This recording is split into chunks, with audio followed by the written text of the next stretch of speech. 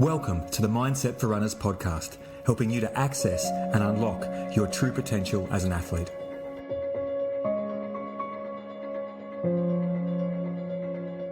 Hey, it's Rob, and welcome to this very special interview with the one and only Brent Ford. For those of you who know Brent's wonderful podcast, the Peak Too Soon podcast, you'll hear him interview people from world champions to back of the packers and normal everyday people, and every interview is rich and so much to learn from so many different people. I'm so thrilled to finally get Brent on this podcast to tell his story. He absolutely loves ultra running, but it's a sport he discovered during one of the toughest periods of his life, when he was tipping the scales at 140 kilograms.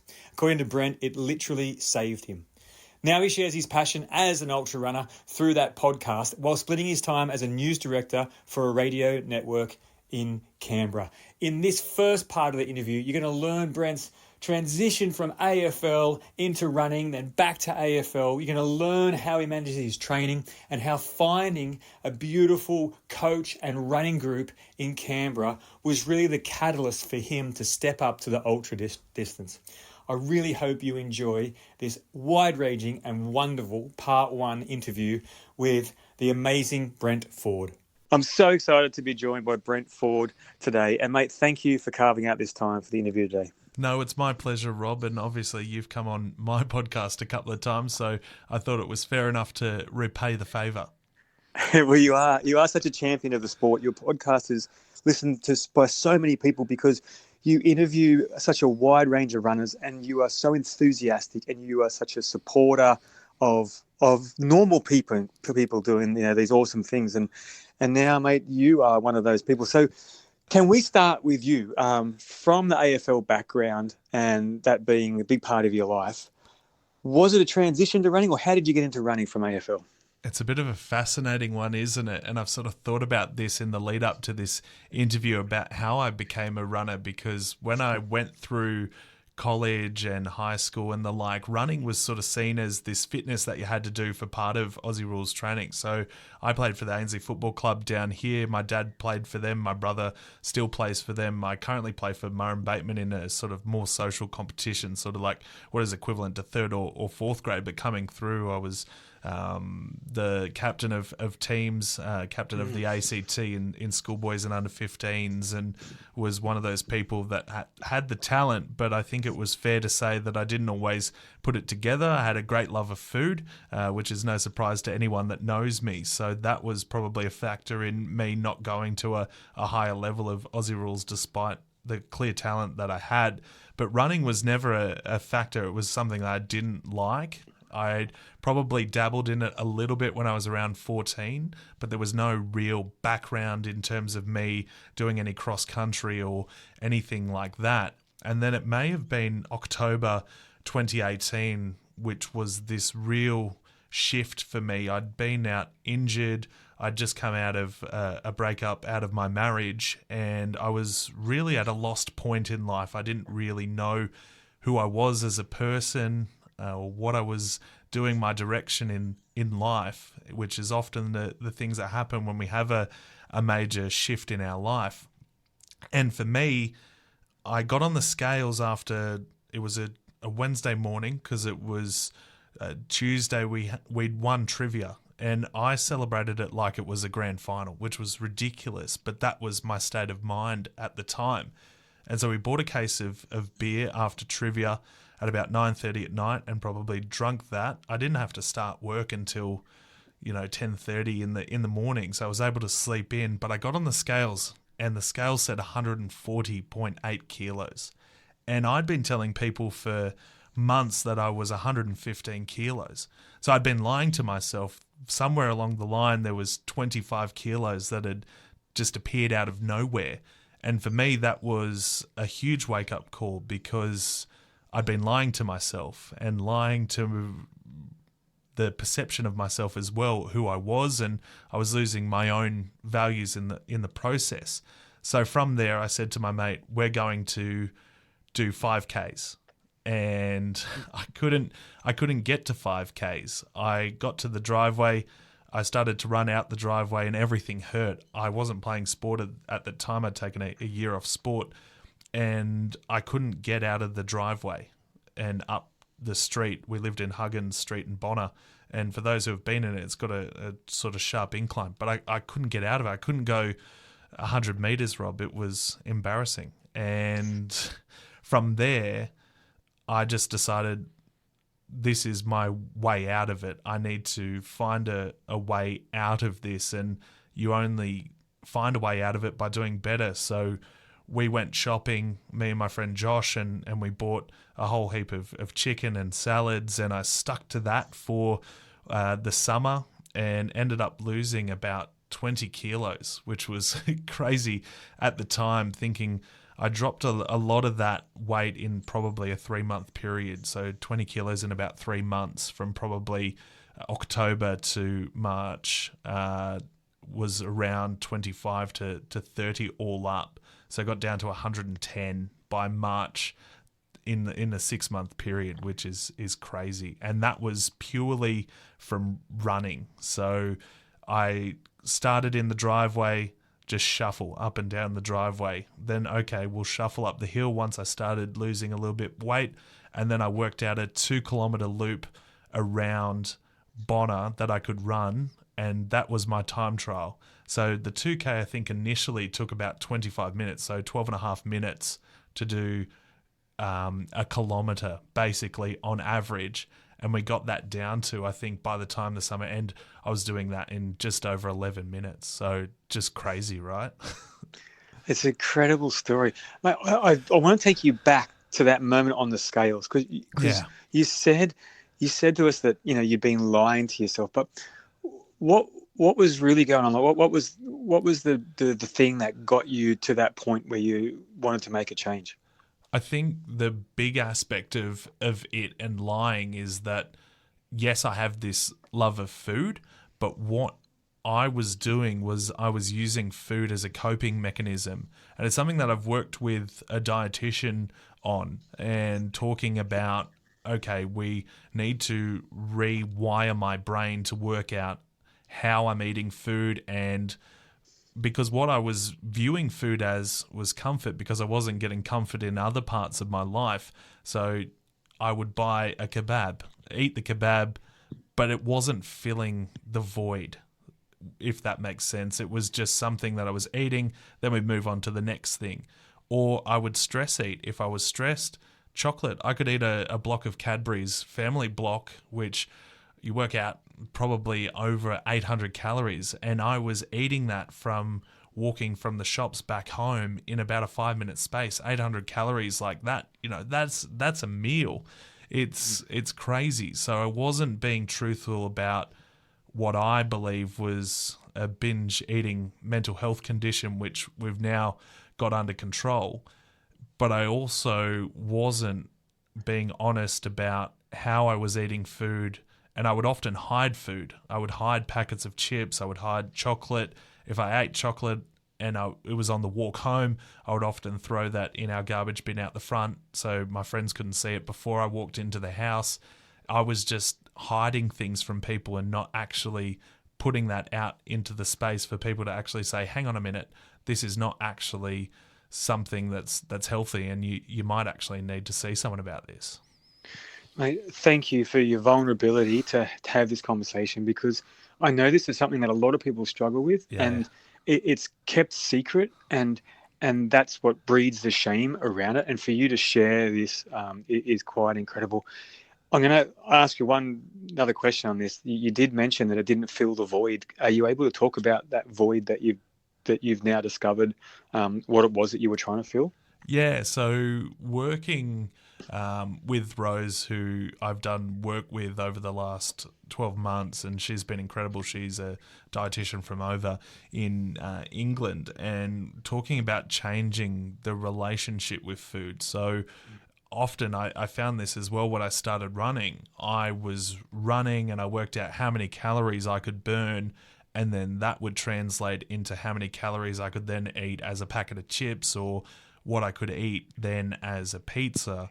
But rather than that, she helped me work out, let's not view this as cheat days, let's not view this as restriction.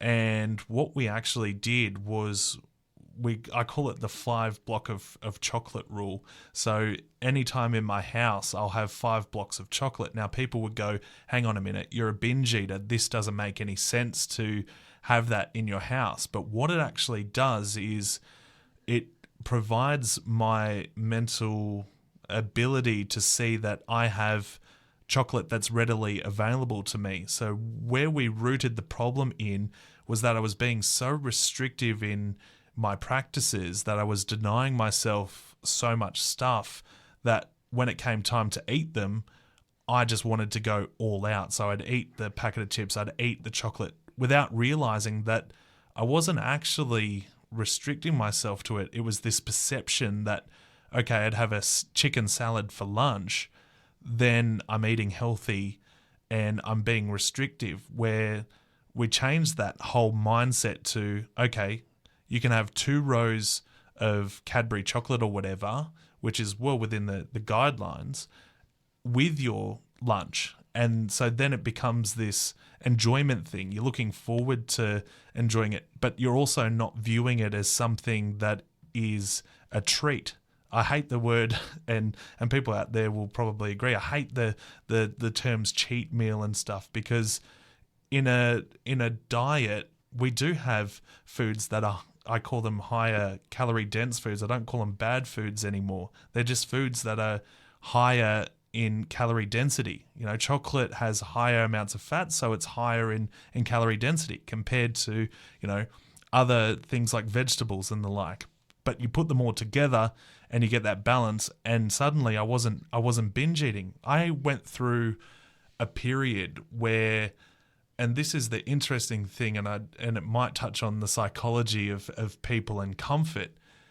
I went through a stage where I had a Zinger box every day for a month, and no one said anything about it, which should elicit emotions from people because it's not normal behavior. But then as soon as I started running, the comments come out, right? And people go, you don't have to run from anything. Why are you running? So I found it quite interesting that when I actually started to do things for myself, that's actually when people started to make comments. This is all fascinating to me. Just hearing the way that you change your perception around food and eating and your relationship with it. And then thanks for taking us on that path. But then where you just went then, what do you think that is? Why is it okay, when you see people, doing things like you were, but then when you start to improve or change or go after something, that's when you found the comments came? It's a fascinating view that I don't think people will harbour this internally but not say it publicly. I think in Australia we have a habit of tall poppy syndrome. So, for example, I use my background of Aussie rules and Richmond Tigers, for example. Dreadful for decades. 80s, 90s, early 2000s, dreadful football team. And then suddenly they start winning premierships. They win the first premiership and everyone is happy for them because they've had this drought-breaking premiership. But then they experience success and start winning again. And then they win another premiership. They win 3 premierships in a short space of time. And everyone starts pulling them down. Dustin Martin, who is a polarizing figure, starts having, I guess, people picking apart what he does. He leaves his car at the MCG for a couple of weeks after heavy drinking, and suddenly that's a problem, rather than actually looking at it as, well, hang on a minute, he shouldn't be driving anyway. So we start to tear people down who have continued success. And for me, I think the people around me had this sense of comfort of what they were doing in their life. And then when they saw someone who was actually going out of their comfort zone, they actually felt the need to say something because they themselves weren't prepared to push themselves out of their comfort zone.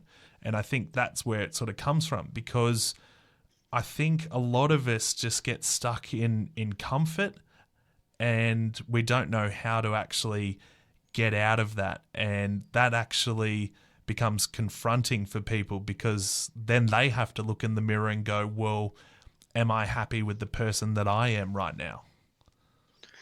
Wow, mate, this is incredible. So wrapping this up, I'm picturing you going for that first run.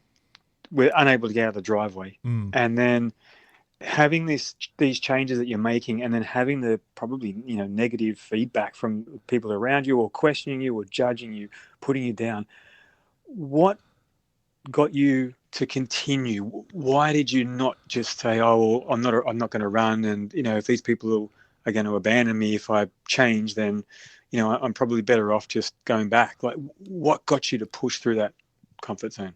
I think it was the blessing that the pandemic happened at a time where there wasn't a whole lot else to do. So if you weren't outside or doing anything, you were inside. And so I think for me, it was the ability to set goals in a short period of time and try and push to something while not a whole lot else was actually happening around. So it was probably, if the pandemic didn't happen, then I probably wouldn't have gone on. I also connected with a friend, Jamie Bradnam, and he works for the Australian Sports Commission, but he organised the Racer Raider concept. So I love my Canberra Raiders, and he put together this idea where the Raiders would do a 5K run, so a couple of Raiders, and I wanted to beat Elliot Whitehead. And this competition ran for 2 to 3 months. And I think my first 5K came in at around the 48-minute mark. And so not great by terms of 5K, but so far improved from where I had actually come from. And Elliot Whitehead's 5K was 24:38. And I said, I've got 3 months to work on this 5K. And it sounds crazy talking about it now because the distances that I've run since, but this is the beginning journey and this is what I guess a lot of overweight runners face, is that the improvement then comes really quickly once weight starts to come off and you actually can start to move and actually work it out. So Josh and I think by the end of March, we were running sort of 10K most nights, and it went from me chasing him to we get to about the 8K mark, and then he would end up trailing me towards the end of it. And I actually found that the longer it got in distance, I got the bug, right? I started to work out, okay, now I can run 10 and now I can do that. What's left out there? What about half marathon, and what about a full marathon?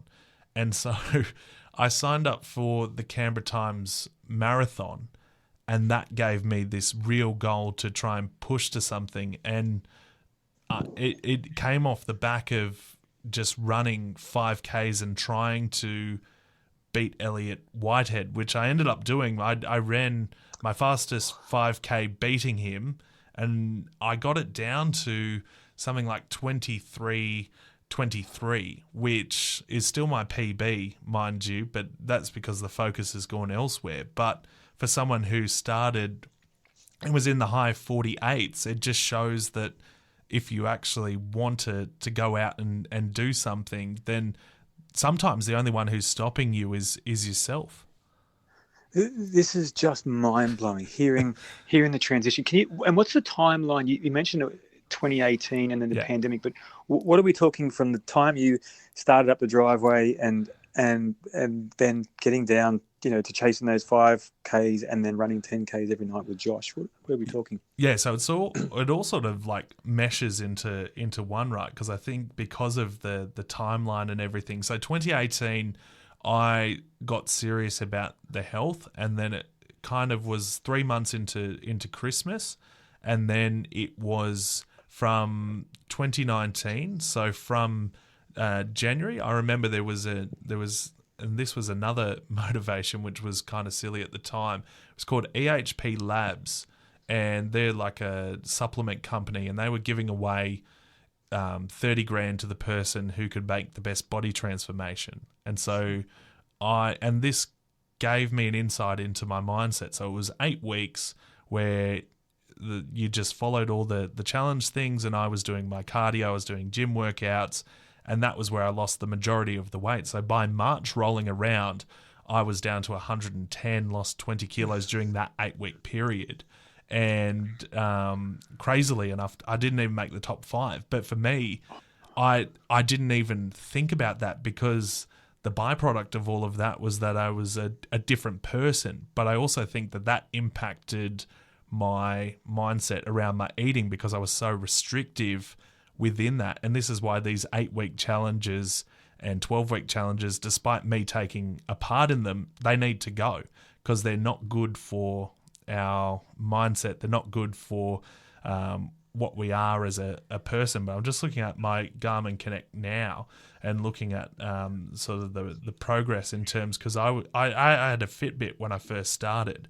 But to put it in perspective, I think it was around sort of August 2019. So I lost all this weight and was running with Josh, and then football was happening. And so I stopped running for a period of time, decided that, it's helped me and it doesn't really make sense. So done it. And then I sort of realized, I think around August 2019, hey, I actually really like this. And that's when I sort of picked it back up again. And then from August to July 2021, ended up running something like 2,500 kilometers, as someone who, if you looked at me, you'd go, well, this guy can't do that.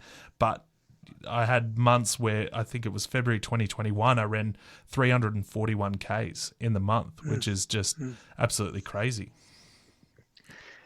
We are learning about your mindset, because, and I like that you mentioned these 6 and 8 week challenges and the correlation between the restrictive eating and those. But what we're learning is how you do set these shorter, achievable goals. But what I'm also hearing is that you fall in love with the process, and that process, I think, is feeling the improvement. Am I right there?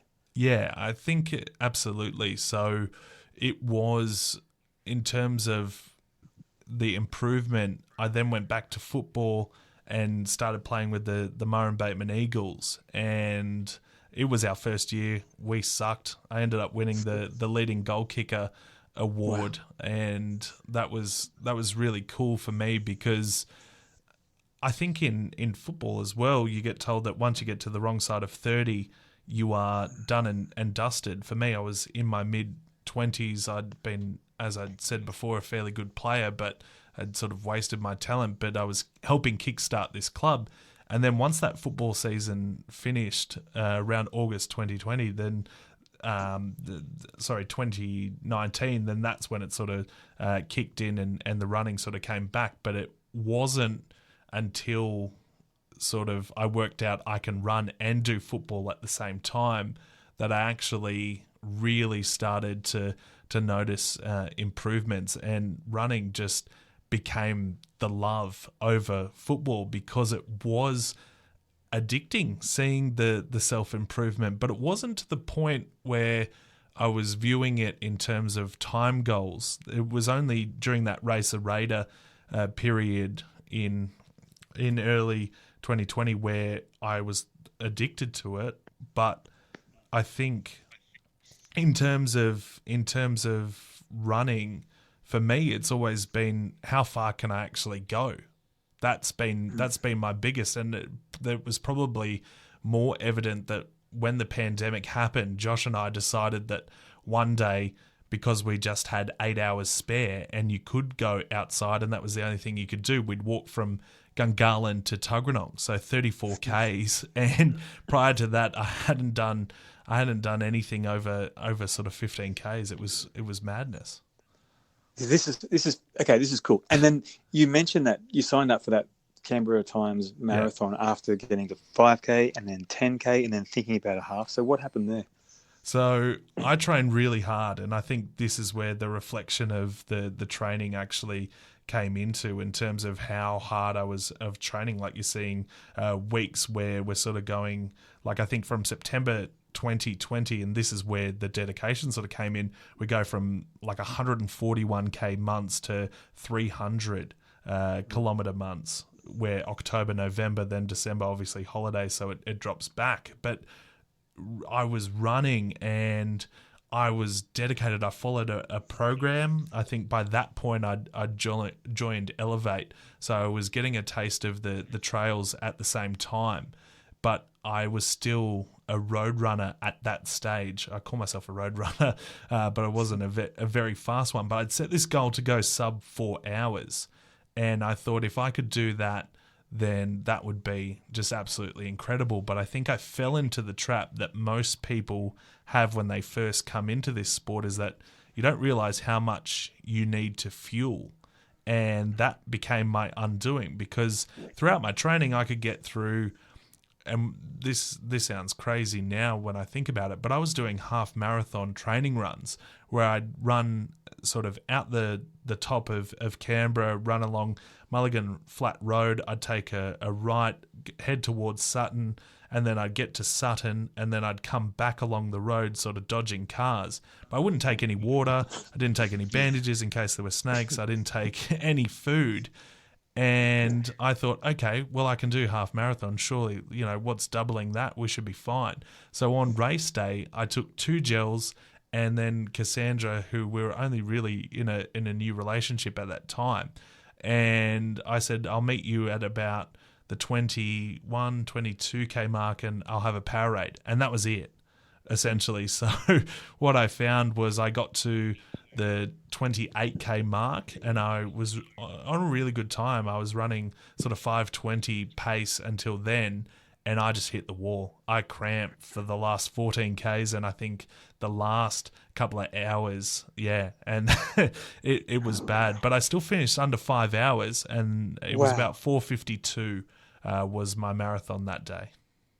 That's okay. Well, so many lessons in this. It's so good. Okay, so then tell us, after that marathon, how did you respond to that? That race and your experience there, and then what did you do next? Well, it probably wasn't a very good.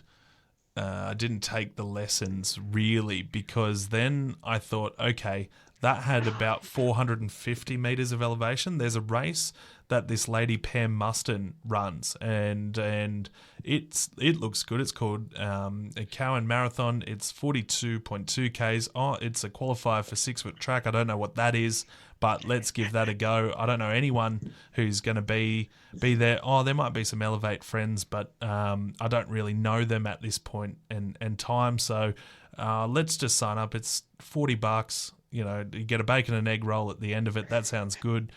And I went to Mulligan's Flat, and I thought, well, this is going to help me train. So I started training on the trails, got really comfortable in terms of what I was doing on trails, started training hills a lot more, and my elevation went from, I think, 10,000 meters the year before. We jumped that up to about 40,000 meters of elevation just in terms of that jump. And that's the difference between the trails and the road, right? But I made the same mistake. I didn't take enough fuel, and I paid for it. I had a really good first half of the Cowan Marathon. I think it was only sort of a month or so after Canberra. So even then it was just getting the vibe and just wanting to run. And I obviously recovered really well.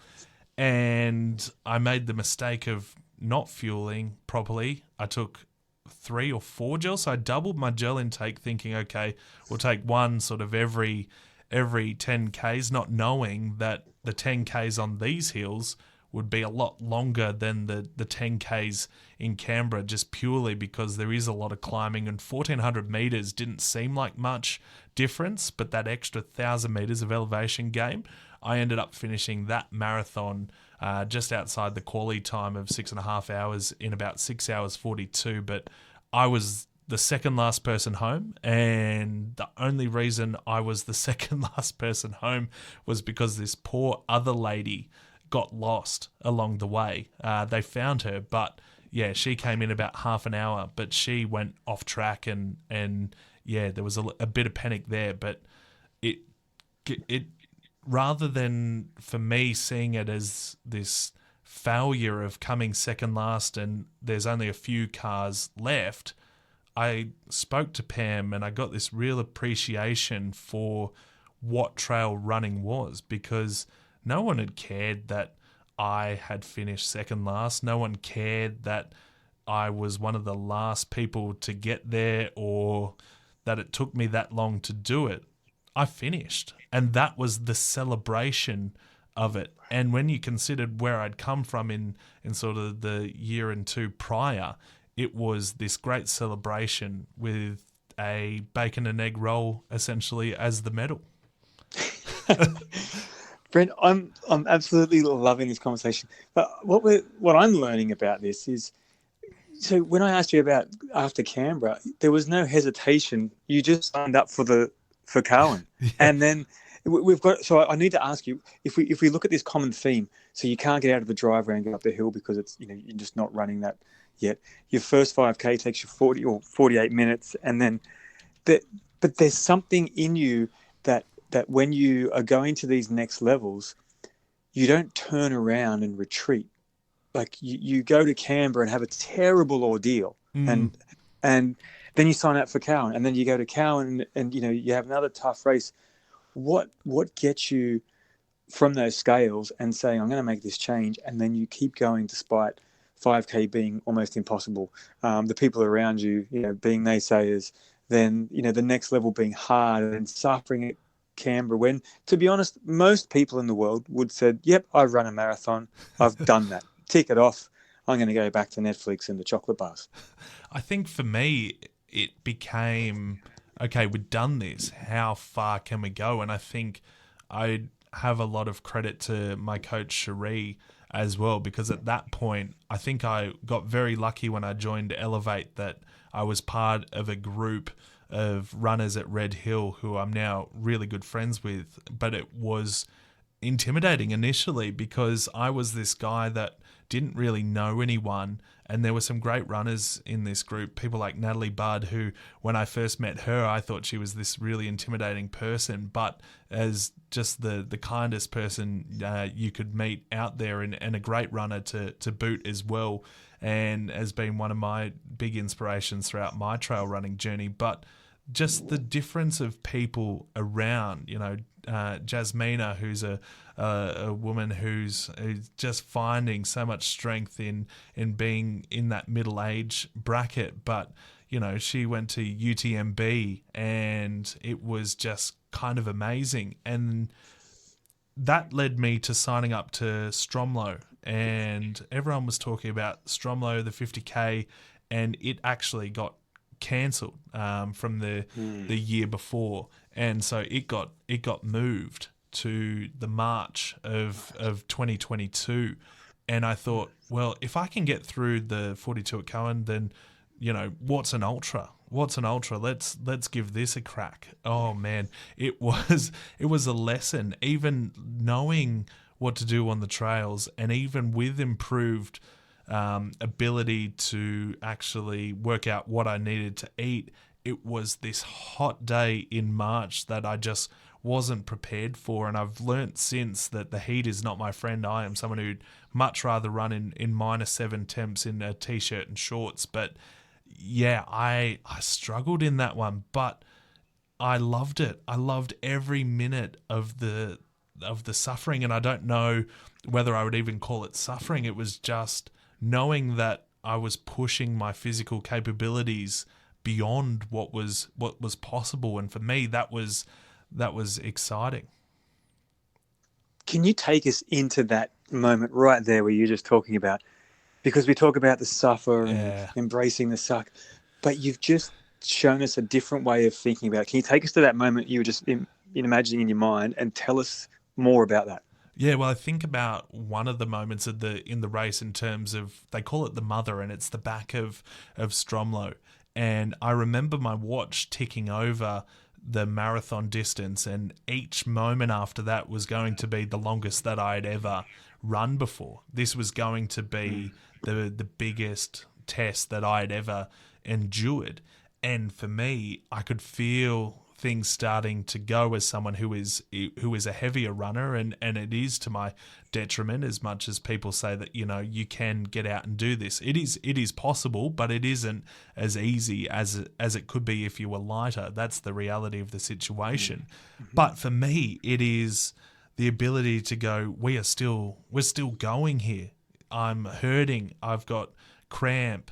I've got things going on in my stomach that I didn't know I could feel outside of a Burns Club buffet. And in my mind, I'm thinking, okay, and I start working out, and I do this a lot in my ultras, how much time is left before cutoff, and how much distance do I need to cover, and then I work out the maths in terms of if there's 7Ks to go and I've got 2 hours, I only need to go at 3.5 kilometers. So if I'm going better than that at that point, even though I'm struggling, I'm limping, whatever, we've got this. And for me, that is the cool thing of knowing that there are these challenges and there are people that don't finish these races. And that's the other aspect of all of this, is that I'm fortunate enough that I do get to finish these races. And I think that's the part for me that I really love, is that my body, we've worked hard to get to this point, and this is the celebration of all the work that you've put together. And sometimes it's not the celebration that you were hoping for, but to finish a race was the initial goal. And so for me, anytime I finish a race, for me, that's the most satisfying thing. This is beautiful. So we're learning so much about you and your mindset, because you just talked about then, what part of your self-talk is we've got this, and that's stated in, in a we, assuming that there's people for the support. It's not just you. Yeah. And we've also learned that for you, it is about, I'm hearing like a comparison of the gain that you've got in your life from where you started to what you get to do now.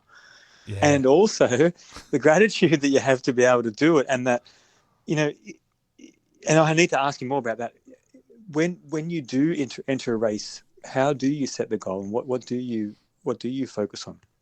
Yeah, I think initially it's let's finish the race first. So if I move to the next race that I actually undertook as an ultra, it was the 100K.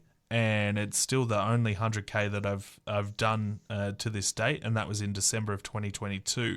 But okay, so we need to find out how between Stromlo in March and then UTK in November or December 22. How did you choose that race, and take us through that? It was a bit of a mistake, actually. So I blame Will Barlow, who, for those who are involved in parkrun, he's quite an eccentric character, but a really nice guy and just a great person. But I didn't expect that the 50K at Cozzy, which is what I was going to target, would sell out so quickly. And so that actually occurred, and I was watching it happen. And I'm going, do I want to spend this money? Because it would be the most money that I've ever parted for a race at that point, in terms of, okay, we're making this commitment. Do I not? I don't know. I don't think I can do this. So I just sat there and I let the 50K sell out, because I saw that the 100K wasn't really selling out. And I was waiting to see, and Cherie put up a poll in the Elevate page asking who had signed up for what. And I saw that there were a couple of people that had signed up to the 100, and I thought, oh yeah, Jasmine's going to do the miler. That's incredible. Okay, we got Rich, who is this eye doctor, an optometrist, an amazing optometrist, but a great runner as well. And then Helena, these two amazing runners as part of the Red Hill group, were doing the 100, and I was thinking, this is madness. Actually, sorry, Helena did the 50, but ended up winning that. So there's four of us. Sorry, Jess, who's currently running 7 marathons in 7 days, she signed up to the 100. And I thought, well, if Rich and Jess are doing it, what chance do I have of doing the 100? So I sat on it, and I said, I put in the chat on the page, I'm unsure. The 50 sold out. That was my goal. And Will goes, what's another 50Ks? And I thought, oh my goodness, okay, let's just commit, and we'll worry about it later. We've got 9 months to sort this out. And so signed up to that race, and I think Cherie, as much as she won't admit it, was thinking, oh my goodness, how are we going to do this? But she said, here's a 100K plan. and this is what you need to follow if you want to finish the race. But it's about a 20-week plan. So you've got a couple of months before you actually need to hook into it. But I would suggest doing a couple of the weeks just to get a feel for it, start to build your load now, and then we'll hook in once that 20-week program starts. And that was pretty much how I signed up for it.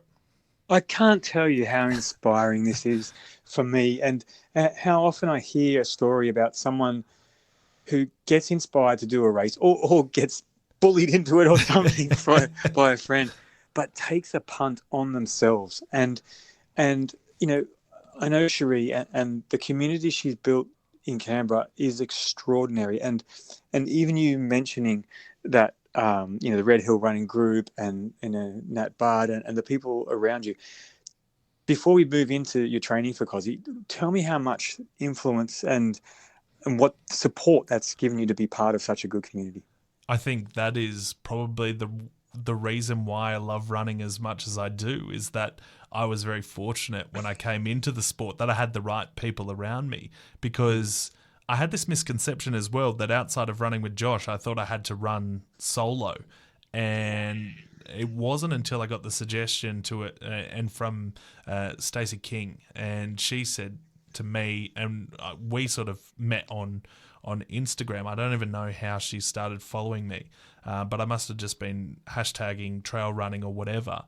And I got talking to her and I said, what about Elevate? And there was an intro term to have, and it was happening at Mount Arrowang, Coolman Ridge. And I said, are you going to sign up? And she goes, oh, maybe. Sign up and I'll see you there. So I just assumed that she'd signed up, but she didn't. She didn't sign up to the Elevate intro term. So I met all these other people along the way. And so that was pretty cool, but it got me out of my comfort zone, because as much as people think I'm very much an introvert, I don't like the spotlight, which is a very weird thing to be saying as a podcast host and someone who works in radio. But for me, it's just not my thing. If it's one-on-one talking to someone, yeah, that's really good. But in a group setting, I get embarrassed, really do get embarrassed about things. So for me, that really got me out of my comfort zone. And then, yeah, to be surrounded by people at Red Hill, and now the people that I get to run with at Taylor, like Linda Edstrom, she's just such a strong runner, and Dan Donegan, who I ran with for a period of time before she moved to Red Hill. It's these people and having them around me, the Sunday run crew that I have, the Lazy Glutes, which is sort of a sub group within Elevate. It's those people, and I think it's those people that make this sport, and it's why, yeah, I keep coming back. And it's beautiful to hear the transition from, the people you had around you when you were trying to, lose the weight and be better and do, move where you wanted to move. And then to know that we're only talking less than 4 years, right? But, yeah. In all that transition, that you've surrounded yourself with these amazing people. And there's another group that you haven't mentioned that I know is close to your heart, and that's the Running for Resilience. Can you talk about them and what they mean to you as well? Yeah, so while I was finding my way with Elevate and working my way through the training for Kosciuszko, there was a dedicated thing that I was doing every Friday. So a group that Matt Breen founded after his dad took his own life was called Running for Resilience. And basically the whole concept is that movement is medicine, and that you have an ability and a group to chat with and talk with, and there's nothing that's off limit in this group, and it's just a really safe space for people to be able to meet up, and it became something in the calendar. So while my Friday runs were meant to be longer, I'd actually work things out so that I was able to be part of this Running for Resilience. So it was 6:15 every Friday, and I didn't miss that for months on end. And it was just such a great thing to be a part of. I really, really loved it. And it just changed everything for me to further enhance my abilities to be part of a group environment and not feel embarrassed to talk about things. And there would be things that I've said in this podcast that I'd talk to people about at Running for Resilience. And I think that group in particular played a big role in me being more comfortable and being the person I am. So I'm very thankful to that group, to Breeny and Benny A in particular, and who shares his own struggles post-football. And I think that in terms helped me be the person that I am today. To hear an introvert, so I'm a fellow introvert, we're so similar in the fact that at a party I don't like them, but I'll find someone to talk to all night. To hear you say at 6:15 Friday you wouldn't miss it, can you tell us, just give us a little bit more depth on what it was that was unmissable? That's a really strong statement. Yeah, I think it provided a really good mix for me in terms of I was doing a lot of trail running, but I still wanted to have a connection to the road running side of things. And so there were people in this group, people like Scotty Imhoff and Anya Pasek, who were really good and people that really helped me out in the early parts of my running. So Anya is one of those people who's just an incredibly giving person, but she would help me in terms of running and my resilience for what I was doing. And I often think of the first time I went running with Anya and I said to her, what time are we meeting? 6 o'clock, 7 o'clock. She goes, no, I'm a night owl. I need to be running earlier than that. I go, oh, okay. So, 4:30. She's like, let's go 3:15. And I thought, well, okay, if that's what I need to do to go running, then I'm going to do it. And if these are the people I can learn off, Scotty in particular, a great road runner, and the things that I learned off him in terms of cadence, being able to control my breathing, I felt like I was learning lessons that were complementing what I was able to do on the trails. So running in the environment and running with better runners as well taught me so many lessons.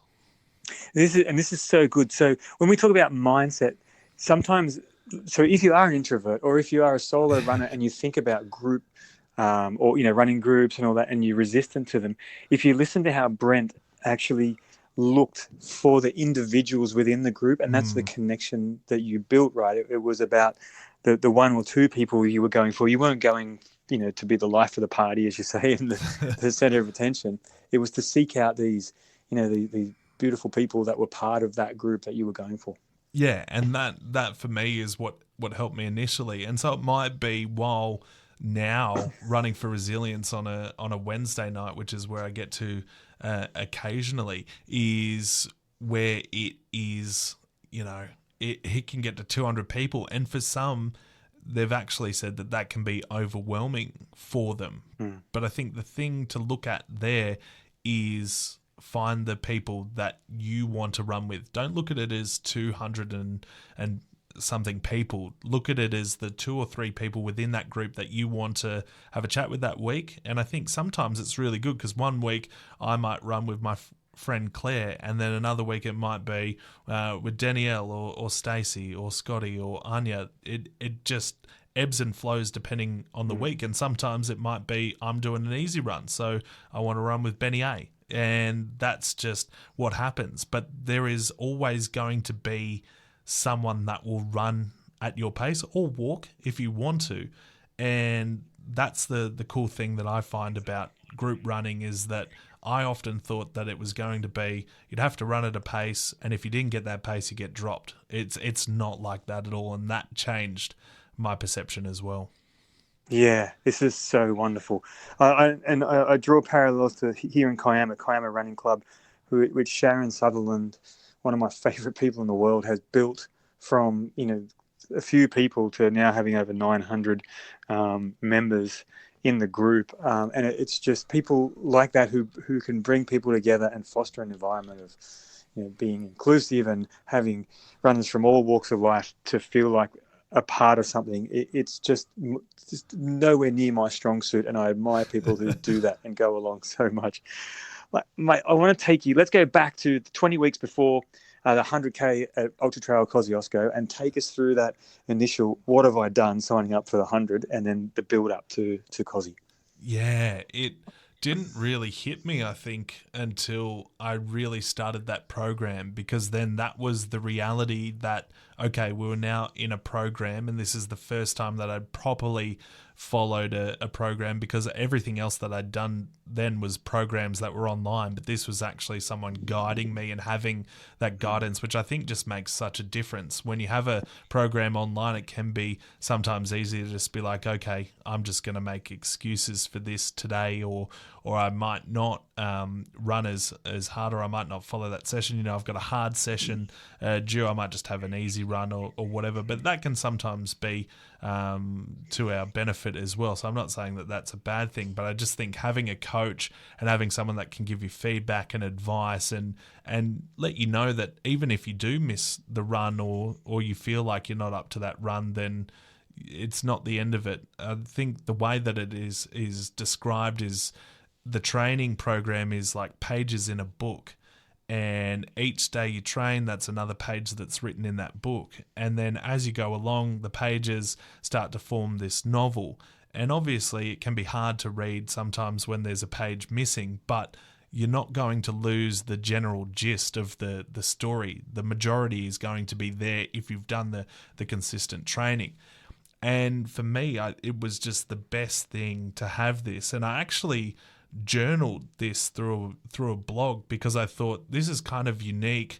Someone of my body stature trying to do one of these races, and I thought, well, I might document this so that if other people feel like they can't do it, they can sort of Google it and it would pop up and they'd be able to see, hey, it's not actually impossible.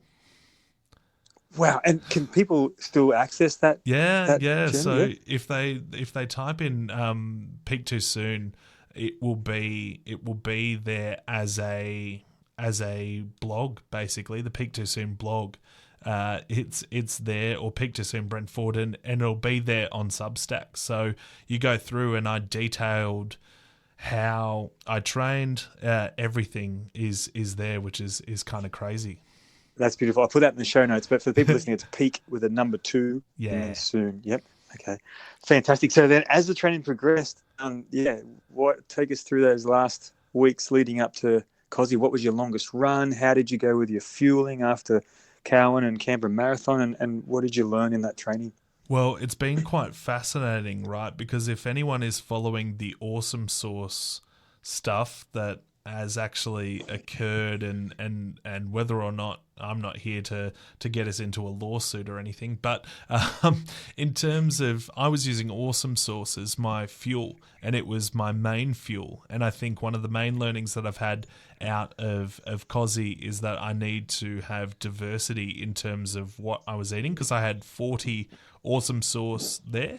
It took me 24 hours and 10 minutes. I took a wrong turn at the end of that race, but I thought, and because I was still only really new to fueling, I was just going off what the packet said and just trusting it. So 45 grams of carbs is what I thought I was having. The new Awesome Source that they've brought out, which they say is the same as the old one, the flavor you know and love, is only 20 grams of carbs. So if you work out that I was having 2 Awesome Source an hour, then I was only having 40 grams of carbs. Now, for someone who finished the race and weighed in at 115 kilos with the pack on and everything, only lost 200 grams throughout the race. This is another interesting fact. Wow. For me, I found it incredible that was well below what I would have required, and probably explained why it took 16 hours for me to get from Sponners, which was at the halfway mark, I got there in about 8 hours 20, to then, which was my fastest 50K, and I was doing it in a 100K race where it had snowed, where it was I think it was -7 to start that race. It was freezing. I couldn't believe it. And it took 16 hours to get from there to then the finish line. So I question whether or not, despite my best intentions, I seriously underfueled that race. And I would urge people to, just look into what you're eating. And if something feels off in terms of you don't feel like you're getting enough, then you probably aren't. I didn't question it, because I probably, at that point, being still relatively new to the sport, put a lot of faith in the product and what was on the label, and it had worked for me leading into the race. But obviously 100K compared to doing, the 30K and 40K runs that I was doing in the lead-in, just not the same beast.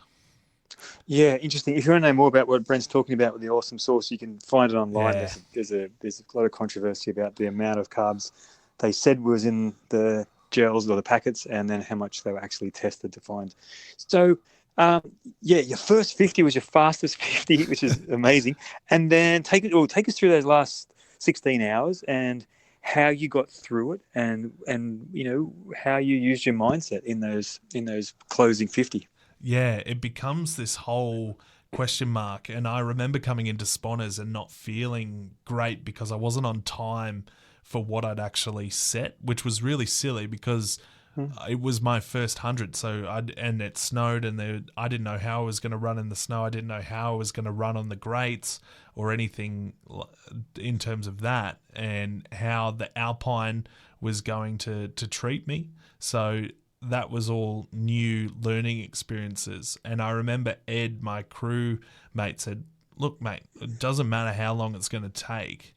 We're here for you." And Cassandra and her friend Anna were also there, and they sort of said, whatever decision you make is fine.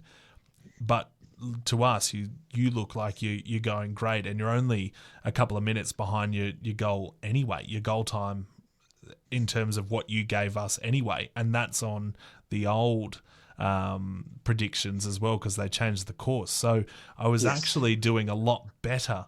And I remember coming into Sponners, and there was a guy who was around me, and it's fascinating that the people who are around you in the race can actually really drive you. And he was a police officer, and he sort of said, "I think I'm going to drop, but you're going really well, so keep pushing." So that rang in my head as well, going, okay, well, I'm feeling all right. And so we got to Sponners. My crew got me out of what I thought was a little bit of a hole, and then I'm running up the hill, and you've sort of done it in the opposite direction. It's a lot harder going up from Sponners. And for me, then going down, there were these Japanese guys that came. It's the most fascinating thing that's ever happened in a race for me.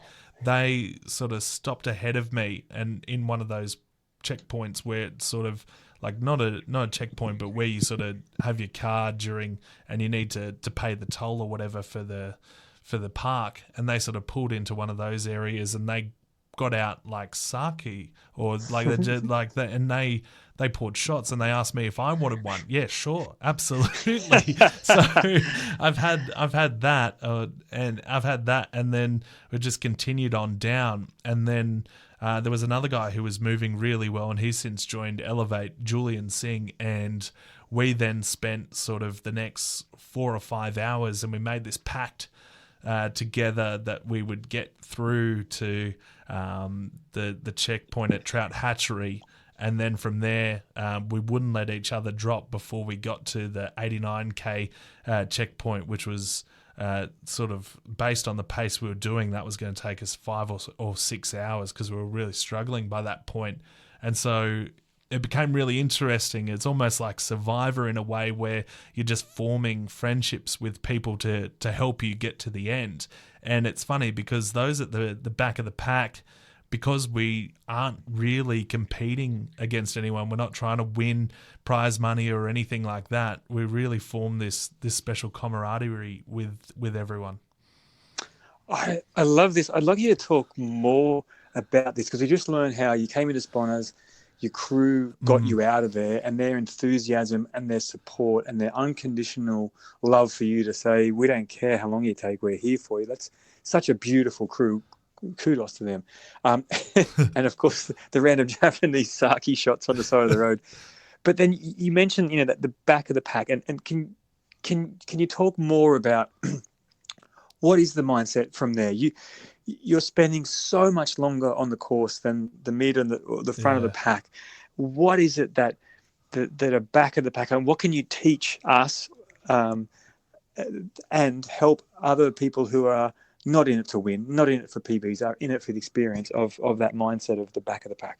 I think you go back to your why, and why do you sign up to this race? And I didn't really have a strong why for this race because I'd signed up by accident in terms of Will going, okay, do the 100. But then it became this whole, wouldn't it be cool to show people what is possible from where you came from? And think about the people, think about the people out there who think, I can't do this. And I thought to myself, well, if I don't finish this, I'm letting myself down. But it was really silly because I got a very big dose of motivation the day before. And I walked into this place, Holly Go Lightly. The people who have been to Jindabyne know that it's a very popular burger and chip joint, and I do my usual carb feast of burger and chips before a race. It's just my strategy. It's either that or pizza. And the guy goes, oh, what are you in town for? You crewing someone at the race? And I said, no, I'm running. He goes, oh, but the 50 was today, the 22. I said, yeah, no, I'm in the 100. And he goes, no offense, but you don't look like a guy who could go 100 Ks. And I just looked at him, sort of past him, like through him, because it'd been the first time in a long time where you sort of have these doubts. You sort of know, being a heavier person, it is going to be a challenge and it is going to be something that's difficult. But I knew that I had done the work leading up to that point. And I thought to myself, why am I taking stock in what this person who knows nothing about me and is just viewing me from the outside? Why am I taking so much stock in this? And I thought, you know what, stuff it. If I finish the race, which I will, I'm going to come back here and I'm going to buy my crew all the food. And we're just going to eat, and I'm going to wear my medal. I'm going to show it off, and we're going to rub it in his face. And so then I had my why, right? I had a why to finish this race, to prove to people who still have these outdated views that are based on people they don't know, that we can still do incredible things. So that was my why to finish this race. I can't tell you how inspiring that is to me, to hear this and to think about the people in your life that guy represented as a single person representing the whole bunch of naysayers, and your response to that. And anyone listening, it's like you get to choose, right? And you chose to say, thank you for giving me a stronger reason to finish and to show everyone. It was almost like a reminder for you of why you're doing it and what's important to you. Wow. Yeah, and I think the other aspect that for me it was quite special being in Kosciuszko, because for me it had only been sort of a week and a bit, not even that, before where you had actually won Coast to Kosci.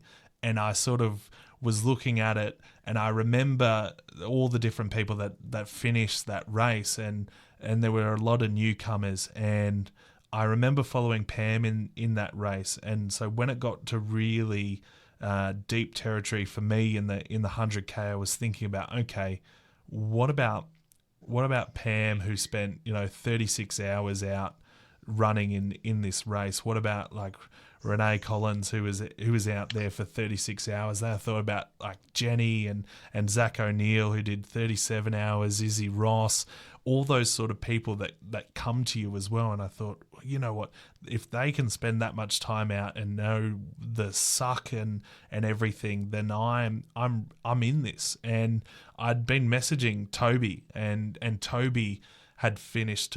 This is Toby Steele. He'd finished in 40 and a half hours and really battered. And I remember following the race because at the time we'd just been sort of messaging and the excitement of being in the high country. And he messaged me right before trout hatchery, and I was getting food and everything, and he just said, it's simple, 1 foot in front of the other. And it was really cool that the connections I had made through running were then sort of helping me then improve my why and going, we are getting this done. And I think from that moment, even though I had 38, 39 Ks to go and hours ahead, I knew that I was going to finish this race. There was nothing that was going to stop me. Wow, this is so cool. Thanks for sharing this insight. And we hear yourself talk again of we. Are you able to identify, when you say that we're going to get this done, is there somebody else that you include in that we? Yeah, it's fascinating because I sort of think that we is the different versions of myself. So I am one person, but I have been different people. So when I talk about we, it can be a singular thing for just myself. And this might confuse a couple of people, and they might be like, well, this guy's got a bit going on. But for me, it's representing that the people that I have been and the person that I am now. So there are different versions of me that have lived, and I think there are different parts where I've changed and I've become the person that I am now. But I also think, for me, these events just simply aren't possible without your crew, right? Without them, you don't get this done. I could have had drop bags, but I think having Cassandra, who I'm going to marry in October, I thought, anyone who's prepared to take shoes off after the mud bath before the log, and then also Anna and Ed, to have them there with me was just so special because they aren't runners. And so I think they in themselves were the perfect people to have because they sometimes don't understand the aspects of running. I know Cassandra certainly does understand the sacrifices going in because she's the one who allows me to go out and train and have that time to do that. And I'm so appreciative of that. But in terms of what I'm talking about here, in terms of we, it's the different people that I was and I am now, and also the crew, and then also the other people that I was running with at the time, like Julian, who finished, I think, an hour or so in front of me in the end, which was just so magical to be able to share that with him. Such a strong part of your why, and something we can all learn is that it's not just about us.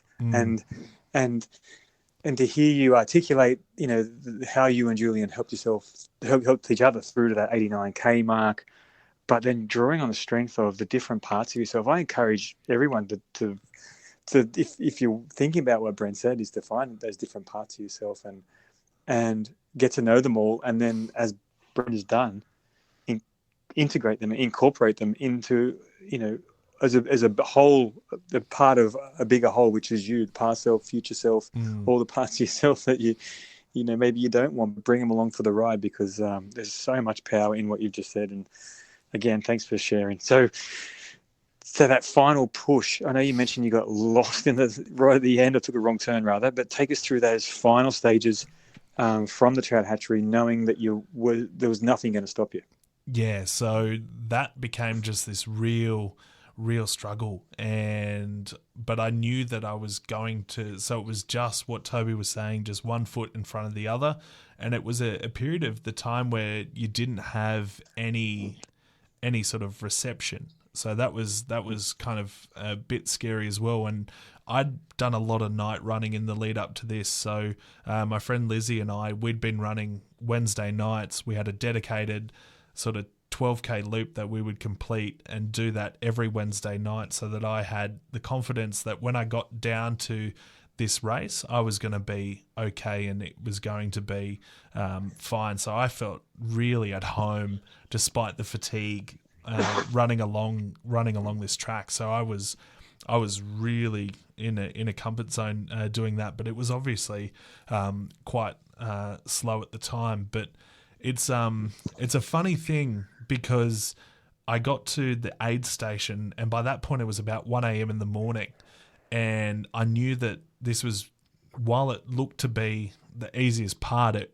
was the furthest thing from it, because I knew what we were going to be on was now the BMX tracks, and it had been raining a little bit, so they were just going to be sloppy. And I thought about the 400 and something runners that had gone through it before me, plus the miler runners as well, and the 50k runners from the day before. I thought this is going to be really difficult, and I almost lost my shoe in that section. But to get me amped for this, I felt really tired, so I knew for me the thing that works is caffeine.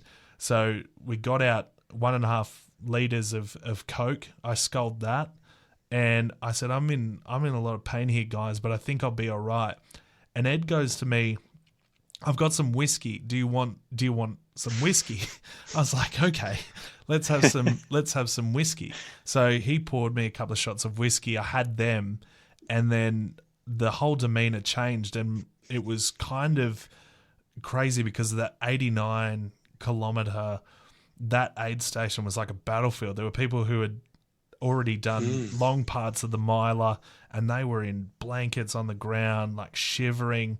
I looked like I'd just been out for a hike and was just really enjoying myself despite how much pain I was in. There was a guy who looked much fitter than me next to me, and he was basically in emergency blankets, where for me, because it was cold, I just loved every aspect of this. I was by the fire and just really loving it, and it was just so cool to be able to get to that point and know that, okay, I've got a couple of park runs to go and then we're done. But the weirdest thing happened around, and this is where the wrong turn occurred. With about 6Ks to go, there was a lady, and she had a French accent, and I don't know whether it was just my imagination, whether I was hallucinating, or whether this woman was real, because I look at the results and I think, oh, it may have been Zafia, but I don't know if it was her. She never gave me her name. And she was like, I am struggle, I don't know where we're going. And so I said, well, we're just following the pink. Like, just follow the pink. I follow, and we're following, and I go around in circles. I just keep, and my husband, he's waiting for me in the car park. I said, it's going to be okay. We're just keep going. We're going to get there. It's going to be okay. We'll just keep going this way. You can stick with me, or you can go ahead, but we're just going that way. And she's like, okay. So we get there, we get to the marshal, and the marshal says, yep, you've got that. It's a 5K loop and you're done. So he's head down that 5K loop, and then these guys who are running the miler come up from behind us, and they go, you guys should be done by now. Like, you're not meant to go down this way. And obviously I'm tired, and why would I take the advice of someone who's running a different race to me? And so I've actually gone back to the marshal, because this lady has started to panic and think that we're going the wrong way. So I've actually gone all the way back another 2Ks. And then the marshal goes, no, you're on the right way. And by that point, the sun's coming up.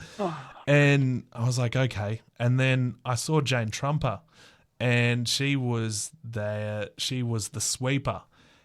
But something in my head clicked, and seeing the sweeper gave me like a little bit of panic, because it was the first time me doing all the calculations and actually seeing the sweeper. But Jane said, no, you're all good. You've got plenty of time. Like, don't even worry, Dale. And that to me just completely calmed me down. Knowing that I was 5Ks in front of the sweeper and they were like an hour or 2 hours behind, then that just calmed me. I went back down the other way. But it becomes, when you're going back the way, and I feel for people like Charlie Hamilton, where this happened to at Buffalo, where, like, you know, he's leading, one of the leading people in the race and taking a wrong turn. For me, at that point of the race, you know, I was pleading with, my watch says I'm at 99, and you're telling me I've got another 5Ks to go. Like, this is crazy. But obviously you've got to do the right thing. And yeah, it was fun heading down to those campsites where we went past. There were people waking up and cheering us on, and that gave me a huge boost. And then you can hear the music's sort of playing for the 3 or 4 hours that I was out there doing this 12K loop, because that's how tired I was, and you could see that I was just exhausted.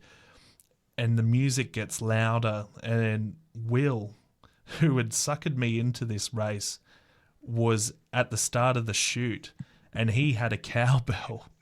And I go over and I said, mate, you have no idea what you've got me into. And I've gone down the chute, and there are different people who have played a part in the journey. So Scotty, who was part of Running for Resilience, was there. And then there was Nat, there was her partner Andy, and then my crew was there. And they said, go, like, you're nearly done. And I said, well, I haven't done the most important part yet. And I just went over and I hugged them all. And it's funny, the fastest split of my race, or the fastest I'd run the entire race, was in that chute. So after I'd hugged them, I ran that chute and finished the race. And yeah, it was just the best feeling in the world. And I sort of have since won grand finals with Murray Bateman, and that feeling after going for 24 hours, after setting a goal for 9 months, after having people tell you that you couldn't do it, after being in the position that I was 4 years prior to getting to that finish line, and them giving you a medal that says 100K and a towel, and I couldn't believe it. It was just the best feeling that I've ever experienced in my life. Wow, that is incredible story, and the emotion that you wrapped up at the end there is, I can feel that. Wow, I mean, I need to just get a little bit more. You know, you mentioned it's better than winning the grand final. You mentioned it's doing something you couldn't do, but if there's anything else, what else did that mean to you? That finish? Oh, I think it's the combination of, as well, of people believing in me and what that actually did for me, because I don't know whether I would have embarked on that type of adventure if Cherie had sort of said, I don't think this is a good idea. But when she didn't doubt it to start with, the fact that I'd been training with people as well, because Nat actually ended up signing up and doing the 100, so to train with her, to also train with the other people in Red Hill, there was 5 of us. 4 of us did the 100, and Jasmina finished later that day and finished the miler, which got her into UTMB. And for me to be able to train with all those people and for everyone to get home was this really cool experience that I think is a real credit to Cherie and the faith that she installed in all of us to be able to complete this. Because for a lot of us, it was our first 100K, or it was something completely new for us. And to be able to do that as a collective and as more than one person was really cool. So great to be a part of that group. And once again, we learn how important that community is to you, and how it is a team for you, and how you are such an integral part of that team. And I'm going to interrupt the interview. We're going to leave part 1 there, just at the end of that beautiful story of Ultra Trail Kosciuszko. And I'll see you when we recommence with part 2.